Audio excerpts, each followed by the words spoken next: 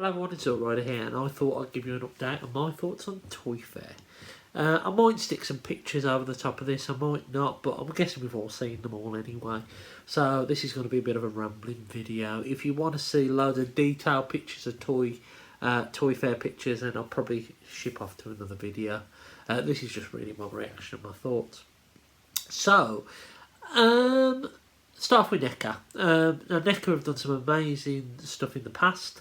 They've got some good, amazing looking figures. The Turtle stuff, the Jaws figures, the Back to the Future stuff.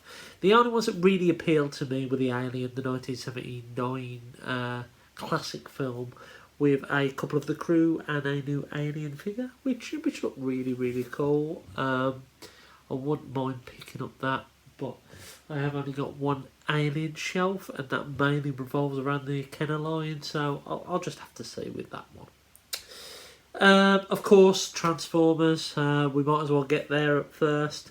Some amazing reveals. Biggest surprise for me was the Netflix repackaging and repaints of the Siege figures. Now, two of those stuck out for me, potentially three, but two of them stuck out. Two of them will be definite purchases. The first one is Decepticon Mirage. I love that mould. I had the clear plastic version. I have got the Autobot version down there, and I just think it looks cool. It looks really good. I'm sure my mate Luke will be into that because he likes Decepticons, so he will probably be picking up that one, and he likes race cars as well. And I like the Megatron, the 3-pack Megatron with 2 Target Masters. Now, to me, the Siege Megatron was the best Megatron we've had in a long time. And to have that reissued, I was tempted by the cell-shaded one, but passed on it. This one looks really nice, and I think I might upgrade my Megatron for that. Or there might be another option. Of course, Earthrise have got a Megatron on the way, which is exactly the same mould. And from the renders, I really like the look of that one, and I preferred it to the Siege reissue. However, on pictures that have now leaked, I don't like his chin. It's not that great. I don't mind the sword. There's been some people complaining about the parts forming, it looks ugly and all that kind of stuff. But yeah, I think that might be my first Earthrise potential pass. I'm going to have to see it in person. I do like the more animation style figures, but that one, I'm not a fan of the head sculpt. And lately, they just haven't nailed the Megatron head sculpt. But the Siege reissue ones look really good with their silver paint on and all that kind of stuff. So let's get to Earthrise as a whole, and oh my days, it has been amazing. So we finally get the Scorponok. We knew that anyway. It looks incredible. I'm really excited to see that in the flesh. Probably be ready for August this year, usually is, although Omega was a little bit late last year. Who else?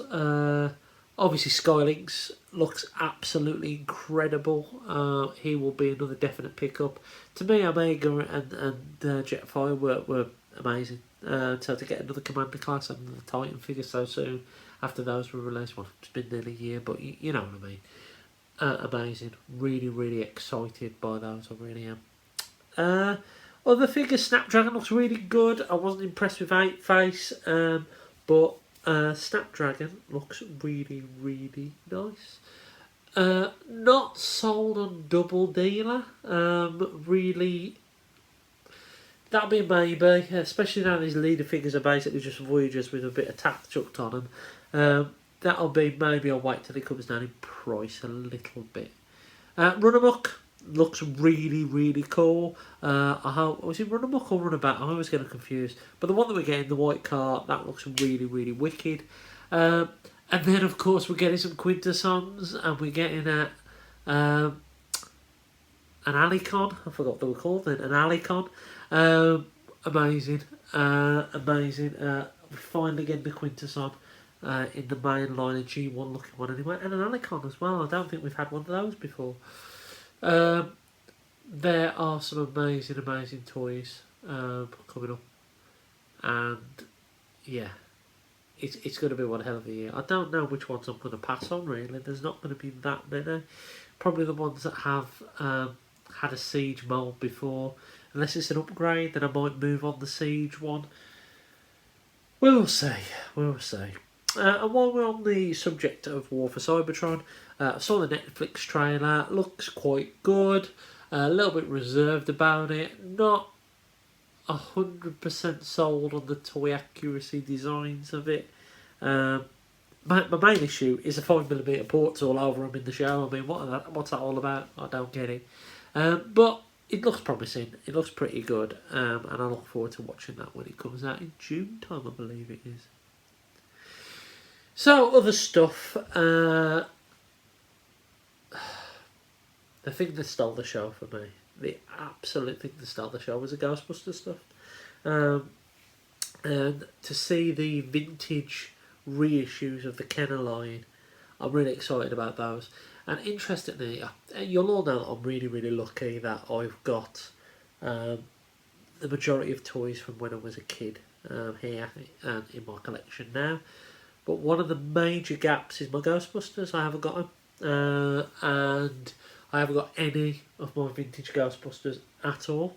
I did buy some not so long ago, but I sent them to my good friend Rudy.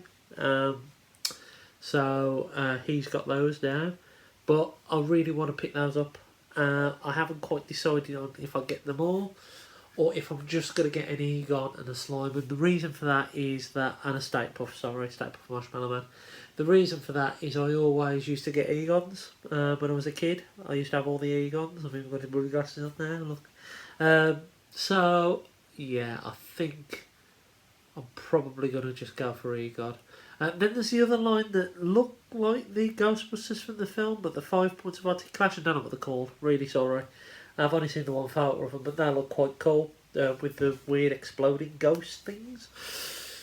But the one I'm all in on, I'll probably order the entire bloody wave, is a 6-inch line. 4 Ghostbusters, Zool and Sigourney Weaver's character, I can't remember now, with a Build-A-Figure with a dog thing. Looks absolutely incredible. And I am 100% in for that. The other highlight for me has to be the Fox X-Men stuff. So we're going to get a Wolverine, we're going to get a Magneto, we're going to get a Patrick Stewart head, which is amazing. And of course we're going to get a movie accurate Ryan Reynolds Deadpool as well. I think all of those are 2 packs. I'm in on them all, to be honest with you. I will be getting all of those. It's going to be fun to collect those X-Men characters because sorry, a little bit tired. I really wanted some X-Men characters, and I've had a couple of Wolverines in my collection. I think I got rid of them all now. But there's only really one Wolverine that appeals to me, and that's the Hugh Jackman one. And to have that figure in the collection will be amazing. To have Patrick Stewart in the collection will be amazing. And I hope they do more of them. I really do. You can kind of sense now with the MCU going down, there's going to be a little bit of a lull. Obviously, we've got Black Widow this year, and there's a line of figures coming out for that. But there's going to be a good 18 months or so where the live action movies aren't going to be around. At least there isn't going to be that many figures around for them. So we could go back and get some other characters that we missed, which would be great. Or we could try and pull people in to another rabbit hole, and that's what they've definitely done. Hasbro have knocked it out of the park. They have absolutely knocked it out of the park in this toy fair. They've done some amazing, amazing stuff. Obviously, they own the Kenner Ghostbusters line now. They own Marvel Legends, they own Transformers.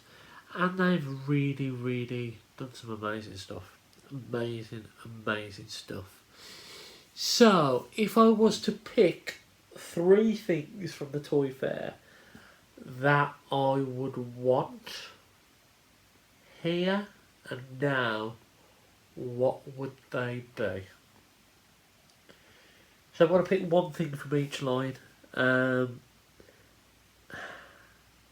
want Deadpool. I want the movie accurate Deadpool. Here and now I'd want that. I would want the 6-inch Egon with Marvel Legends style. I'd want that right now. And you know what? I'd probably want a Quintesson. It's close between that and the Scorponok, but I've got my G1 Scorponok up there. I haven't got a Quintesson. He'd look quite good on my movie shelf, and he actually looks like he's going to scale quite well with Masterpieces, so he might look good on my movie shelf. Anyway, I hope you've enjoyed this little ramble. This is my thoughts on Toy Fair. Sorry there haven't been much pictures and all that kind of stuff, but I did warn you up front. Anyway, I'll see you in a bit anyway. And if you want me to do any videos, I've switched my channel now to being selective for if it's for kids or for adults. The majority of these discussion ones and all that kind of stuff, unless it is a kids-based toy, is going to be marked as for adults now, so we can hopefully start to have these conversations again in the comments. Anyway, until next time, I've been Zort Rider, and I'll catch you again soon.